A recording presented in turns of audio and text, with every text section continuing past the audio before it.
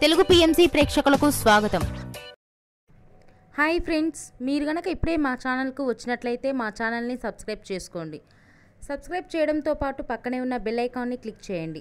శ్రీలీల పెళ్లి సందడి సినిమాతో హీరోయిన్గా తెలుగులో తన కెరీర్ని స్టార్ట్ చేసి ధమాకా, భగవత్ కేసరి, గుంటూరు కారం వంటి సినిమాలలో నటించి తన చక్కటి నటనతో ఆకట్టుకుంది.